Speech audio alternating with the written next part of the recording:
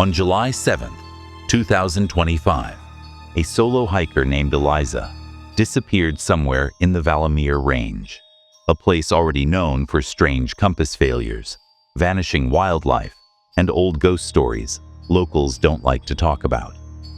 But 3 days later, her camera was found, and what was on it wasn't just strange. It showed something no map has ever recorded. A town, perfectly intact, with no signs of life, except hers. According to local folklore, this town appears for one night, every 13 years. And this time, it remembered her.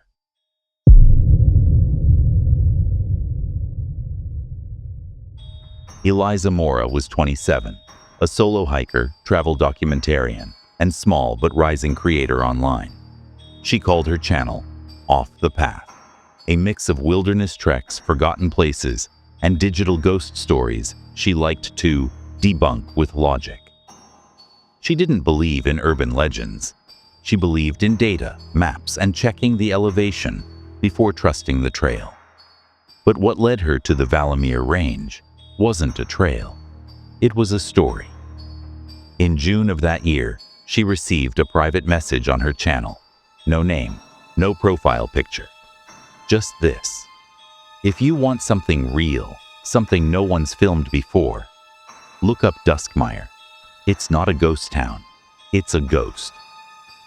Attached, a low-resolution image of what looked like a 1950s town square, weathered, empty, and very much not on any map. She was intrigued, but skeptical. Duskmire had almost no online presence. One old forum post, a single blurry reference in a 1998 forest ranger report, and a local legend going back to the 1940s. A town that appears for one night, every 13 years. Always July 7th, always under fog, and always abandoned, or almost abandoned. Eliza set out on July 6th, alone. Her goal: reach the summit, camp overnight, and descend past the southern ridge at sunrise, the time and place the anonymous message had hinted at. Her GoPro footage starts normal: damp forest trails, light fog, some occasional commentary about how remote the area feels. She jokes about being ghost hunted by YouTube commenters.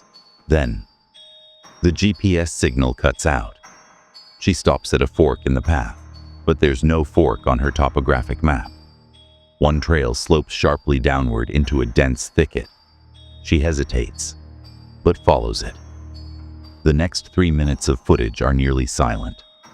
Just her breathing, trees so thick they block the sky. And then, the forest ends. She steps out onto an old cobblestone road. At the end of that road is a town. Small, perfectly intact. Houses with peaked roofs, rusted mailboxes, neon signs hanging crooked over diners and barbershops. She says one word: no way. Everything looks abandoned, but too clean. The shop windows aren't broken. There's no rot, no dust, like everyone left just moments before she arrived. She walks toward the town square. There's a working street lamp, a flag flapping in still air, and a radio somewhere nearby, faintly playing music from another century. Her camera captures it all, and she whispers, "This place shouldn't exist." She was right. It didn't. Eliza's footage gets strange after that, not in a jump scare way, but in the way reality feels off. She walks past a diner where the ceiling fan is still spinning and the coffee is still hot. She enters a barber shop where the scissors are laid out, and one of the razors has fresh hair still clinging to it. On a window, written in dust, "We remember you." Then she hears something, a soft clattering. Behind her. She turns the camera. Nothing. But when she plays the footage back, frame by frame, there's something in the mirror. A silhouette. Standing still. The timestamp glitches. The camera clock jumps from 4:12 p.m. to 12:13 a.m. Every clock she finds now is frozen at the same time. She tries to leave. Every road leads back to the square. She panics, starts marking buildings with chalk to track her movement. But when she returns to a house she swears she's never seen, it already has her mark. Inside, on the table, a photo album. She flips through. Old black and white photos, dusty, unlabeled, until the last page. It's her, standing in Duskmire. Same jacket, same backpack, same camera. Dated July 7th, 2012. 13 years ago. Eliza starts to unravel. Her voice changes in the footage. She's whispering, like someone might hear her. At one point, she looks directly into the lens and says, "I don't think this town is abandoned. I think it's watching." She returns to the square. The streetlights are on now, but the sun hasn't set. Then, the music starts again. That same old radio tune. Only this time, it's louder, closer, and someone is singing along. She runs. Every turn leads back to the square. Her final recording is shaky, breathless. She stumbles into a house and locks the door. The last shot is her face in the camera, lit by a single flickering light. She says one final thing. "I think I've been here before." Then, static.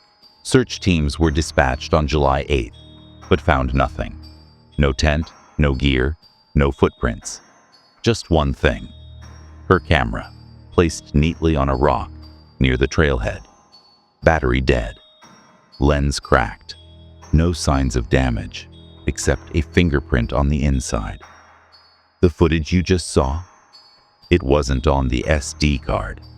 It was recovered weeks later, emailed anonymously to a defunct inbox tied to her channel. Timestamped, edited, labeled Project Duskmire. No sender. But here's the part that's haunted every investigator since. That photo album Eliza found? It was real.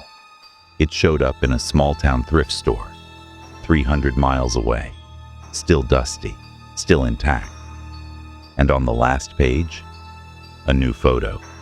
This time, she's not alone. Standing beside her is you, or someone who looks just like you. Same jacket, same backpack, same camera. Dated July 7th, 2038.